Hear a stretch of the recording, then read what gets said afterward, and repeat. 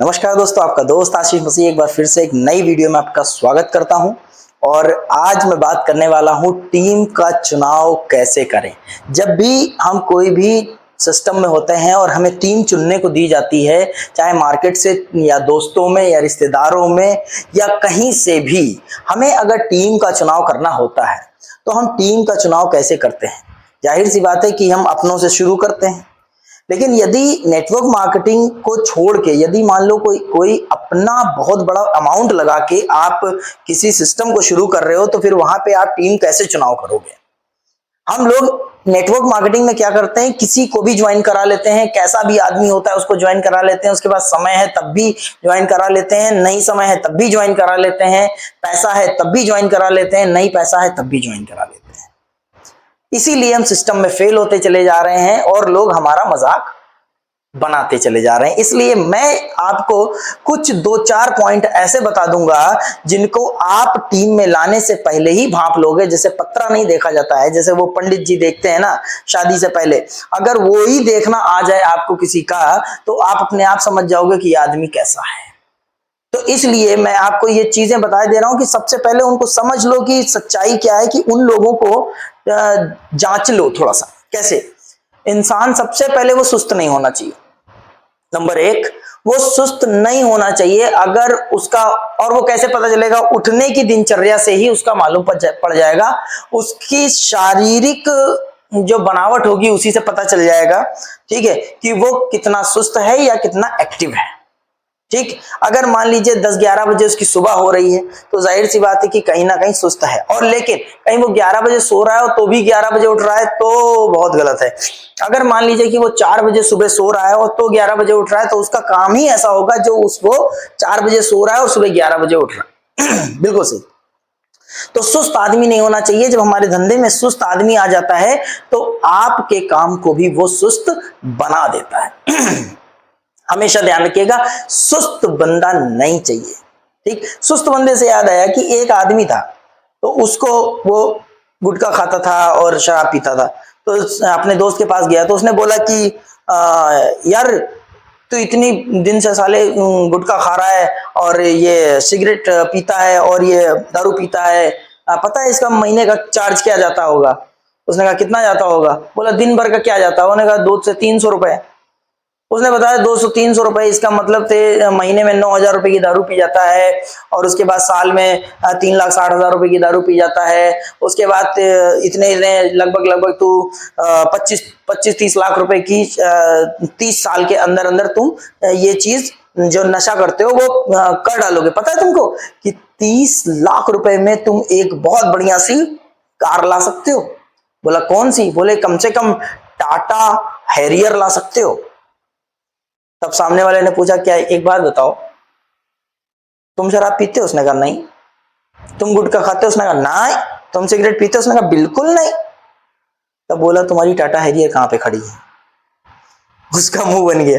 तो जाहिर सी बात है दोस्तों कि जो कुछ आदमी ऐसे होते हैं जो आपको कहीं ना कहीं उन चीजों को लेके चलेंगे और दिक्कत करेंगे आपके साथ। ठीक है, मतलब अगर किसी को अच्छी बात बता रहे हो तो सामने वाला आपको जरूर जज करने लगेगा कि कहीं ऐसा तुमने किया है क्या। तुम अगर किसी अच्छी कंपनी का प्लान दे रहे हो कि इस कंपनी के अंदर आगे चल के ये कार मिल सकती है, तो सबसे पहले ये पूछेगा तुम्हें मिल गई क्या। कितना भी अच्छा प्लान हो, वो पहले ही तुम्हें देखना चाहता है कि तुम पहले इस कार से आओ, पहले इस कार से। अरे कार होती तो ये प्लान थोड़ी होता, फिर तो वो कहीं और की प्लानिंग कर रहे होते। लेकिन यदि आज कार नहीं है, तब के लिए वो प्लान कर रहा है और तुम्हारे साथ बैठ के प्लान कर रहा है, और तुम उसको बता रहे हो कि तुम्हारी कार कहां है। ऐसे लोग टीम का चुनाव करते समय जो बहाने ज्यादा बनाए, जो आप अरे सर आज तो बिल्कुल मतलब टाइम नहीं है, सर आज तो बिल्कुल, सर आज मेरा खेती, सर आज मेरे बच्चे, सर आज मेरे यहाँ ये, आज मेरे, जो रोज रोज नए बहाने बन रहे हैं। सतर्क रहो, सुरक्षित रहो, उसको तुरंत दूर हटाओ। कह दो कि वो दीमक है। दीमक लकड़ी सोचती है कि मुझसे चिपक के मुझे प्यार किया जा रहा है, लेकिन वो धीरे धीरे उसी को खा रही है। आपकी जिंदगी को, आपके बिजनेस को खा जाएगा, खत्म कर देगा।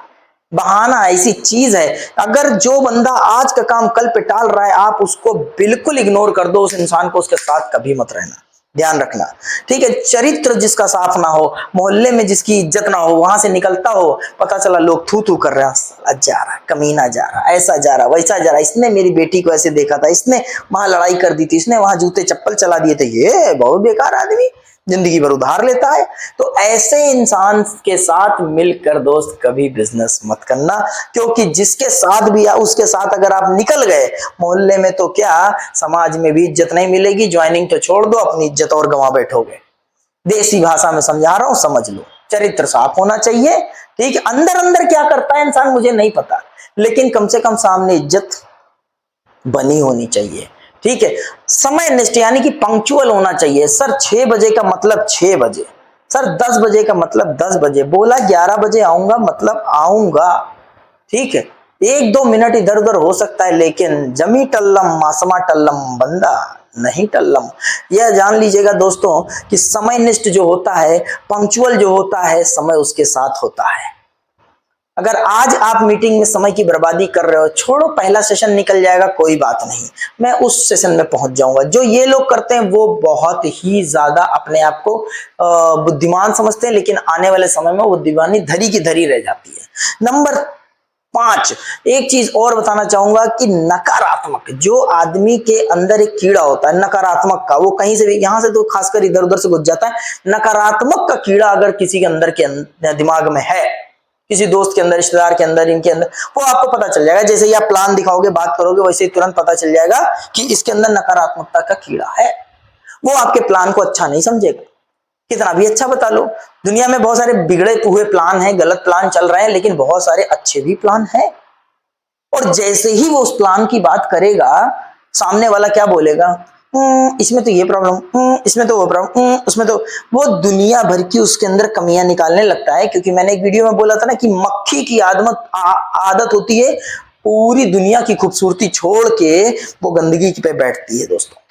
इसलिए उस मक्खी से दूर रहना। नकारात्मक जो आपसे बात करे, ऐसा हो नहीं सकता यार, कंपनी भाग जाएगी, ऐसा हो जाएगा, वैसा हो जाएगा, अच्छा ये बताओ इतने रुपए आ गए तो तुम आईटीआर कैसे भरोगे, ऐसा हो गया तो फिर टैक्स वाले तुम्हें मार डालेंगे। ये जो दुनिया का डर लोगों ने बना रखा है, इन लोगों से थोड़ा सा बच के, थोड़ा सा सतर्क रहेंगे, ठीक है दोस्तों। अगर आपके पास कोई अच्छा प्लान है करने के लिए, तो आप जरूर से उस प्लान को मजबूती से अपने इन, जो मैंने बताया ना, टीम का चुनाव कैसे करें, इसके साथ काम करिए। लेकिन मेरे दोस्तों, अगर आप लोगों के पास ऑनलाइन बिजनेस से रिलेटेड कोई जेन्युइन काम ढूंढ रहे हो, तो सच बता रहा हूं, आप मुझे संपर्क कर सकते हो। मैं अपना नंबर तो नहीं ऐसे डाल रहा हूं डिस्क्रिप्शन में, लेकिन क्योंकि मुझे बहुत सारे लोगों ने मना किया, कहा कि सर नंबर मत डाला करिए, हम लोग भी आगे वीडियो शेयर कर सकते हैं इसके लिए। तो दोस्तों, जो मुझे पर्सनली मैसेज कर देगा, उसमें कमेंट कर देगा, मैं उसको नंबर दे दूंगा, लेकिन व्हाट्सअप नंबर रहेगा। आप लोग पहले ट्राई मार लीजिएगा, बात कर लीजिएगा मेरे से मैसेज से, फिर बाद में बात होगी। अगर कोई भी बंदा ऑनलाइन बिजनेस की तलाश में है, बेहतरीन जेन्युइन, तो वो मुझसे बात कर सकता है, और मैं उसको वो राह दिखाने को तैयार हूं। हिंदुस्तान के या दुनिया के किसी कोने में हो, ग्लोबलाइज सिस्टम है, इसलिए आपको डरने की कोई जरूरत नहीं है। आइए हमारे साथ और बड़े व्यापार को करते हैं। जी हाँ, छोटी सी अमाउंट से एक बहुत बड़ा साम्राज्य खड़ा करते हैं, और जेन्युइन तरीके से 1 साल के अंदर अंदर वो कमाई जो हमारे पुरखों ने 60 साल में नहीं कमाई है। Thank you very much. आपका दोस्त आशीष मसीह, फिर मिलते हैं नए वीडियो में। Thank you. जय हिंद।